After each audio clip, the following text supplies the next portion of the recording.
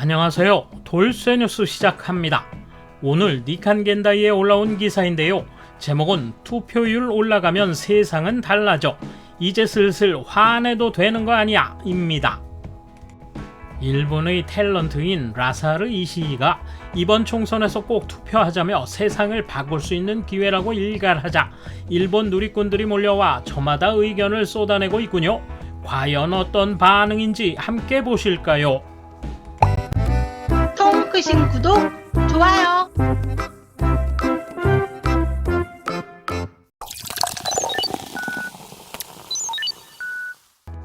드디어 선거 전 종반이다. 분위기는 무르익고 있는가? 그렇지 않은가? 그걸 잘 모르겠다. 우선 대다수 국민은 지금이 선거 기간인지 모른다. 허풍으로 들릴지 몰라도 사실 그 정도로 무관심하다. 게시판에서 선거 포스터를 봐도 그것이 국정선거냐 지방선거냐의 구분도 못한다. 자기 지역구의 후보자도 모른다. 각 정당의 차이도 모른다. 물론 야당 공약도 모른다. 모두가 무관심한 것이 현 정권에 유리하기 때문이다. 온난화 대책이 한창인데 아소다로 씨가 온난화도 좋은 경우가 있다고 말한 게 현지 후쿠오카에서는 어떻게 받아들여졌을까? 투표율은 어쨌든 낮다. 그러나 전체의 30% 정도의 의견으로 집권당이 결정되는 것은 절대 옳지 않다. 그렇게 되면 조직력이 유효하게 될 확률이 높다. 권력층은 모든 힘을 다해 표를 모은다. 그리고 언론에는 가급적 선거 보도를 삼가게 하고 국민의 눈을 돌려 무관심하게 만들어 놓는다. 공교롭게 선거 전 일주일 만에 식당 개점 단축 제한을 푼 것도 한 방법이 아닌가. 어차피 국민이라고 업신여기는 거다. 이제는 화를 내도 되지 않겠는가. 그런데도 매번 아니 이번에는 꽤 분위기가 오른 것 아닐까 라고 기대하지만 뚜껑을 열면 사상 최저의 투표율이 나와 실망한다. 이번에는 사전투표가 500만 명을 넘어 지난번보다 100만 명 이상 많다는데 이게 웬일인가. 그러던 중 보이스 프로젝트라는 단체가 젊은 인기 배우에게 협력을 청해 선거하러 가자라는 동영상을 배포했다. 완성도가 높고 꽤 획기적이다. 효과는 어떨까? 적어도 50%, 가능하면 80%까지 투표율이 올라가면 세상이 확 달라진다. 선거 때마다 늘 하는 말이지만 만약 역대 최고의 투표율을 달성할 수 있다면 역사에 남을 것이다. 당신이 훌쩍 가까운 투표소만 찾아가도 교과서에나 나올 역사를 스스로 만들어낼 수 있다. 어때요? 해볼래요? 그리고 회사 전체, 조직 단체로 투표하게 되는 여러분들은 투표소에 가면 당신은 자유입니다. 아무도 모릅니다.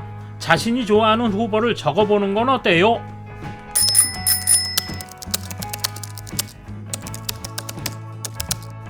투표율이 낮은 젊은이의 지지 경향은 자민당이 높다고 한다. 결국 젊은이가 투표하면 자민당이 유리할 것이라는 예상도 성립된다. 옛날에는 젊은 층이 진보 진영을 지지하는 경향이 높았다.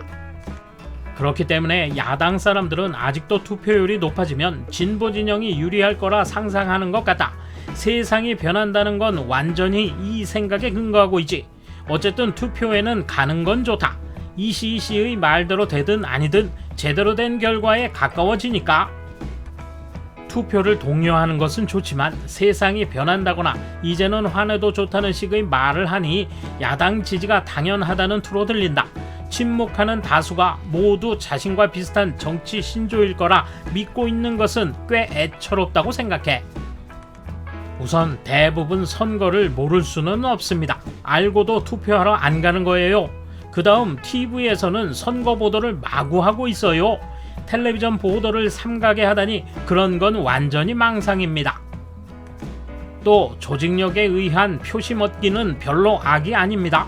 조직의 권익을 유지하고 싶은 사람들이 특정 후보나 정당을 지지하고 응원하는 것은 오히려 민주주의입니다. 자신에게 이익이 있는 사람이나 정당을 응원하는 것은 당연합니다. 라사르 씨의 비판은 내용 자체가 잘못된 것입니다.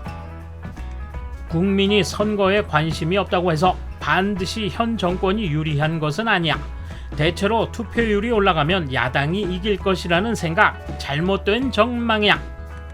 이시희 같은 정권을 비판하고 싶을 뿐인 인간은 무슨 말을 해도 소용없어. 실제 투표율이 올라가면 자민 공명 유신이 더 유리해지니까 우선은 이시희 자신이나 야당연합이 국민의 의식으로부터 너무 멀어져 선택사항이 되지 않는 현상을 반성하면 좋을 텐데. 저는 최근 바빠서 선거에는 가지 못하고 있었는데 이번에는 어떻게든 시간을 내서 사전투표를 마쳤습니다. 투표처는 여당입니다. 만일 무책임한 야당연합의 정권을 빼앗긴다면 정말 두려운 일입니다. 그래서 꼭 선거에 가야겠다고 생각한 것입니다. 투표율로 망상하는 건 괜찮지만 현실이 꼭 그렇지만은 않습니다. 어째 같다. 제멋대로 하는 여당은 문제지만 역부족이긴 해도 일은 하고 있군요. 대표적으로 코로나 대책, 인체 실험이라든가 비정상적인 의견을 말하는 연예인이 있었지만 록다운도 하지 않고 꾸준히 백신 접종을 진행해온 것이 성공했다는 걸 숫자로 알아볼 수 있습니다. 그런데 위험한 연예인 추천의 입헌 공산당은 우리 서민의 생활과 직결된 사안에 도움이 되고 있습니까? 아시겠죠? 젊은 세대는 인터넷에서 많은 정보를 입수할 수 있습니다. 투표율이 올라가면 좋겠다는 낙천적 연예인의 생각과는 반대의 결과가 됩니다. 투표율이 올라가면 야당보다 자민당의 표가 갈 가능성을 생각하지 못한 것이겠지. 투표율이 낮은 세대일수록 자민당 지지가 많거든. 하긴 그렇게 되면 세상이 달라지겠네.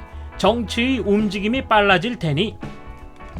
설사 지지율 관계없이 투표에 참여하지 않은 사람들의 표를 동수로 분배해도 현 시점의 승패에는 거의 변함이 없다. 지지율별로 분배하면 더욱 그렇다. 우선 개혁적인 생각을 하는 사람이 선거에 관심이 없다는 것은 애당초 어불성설이다.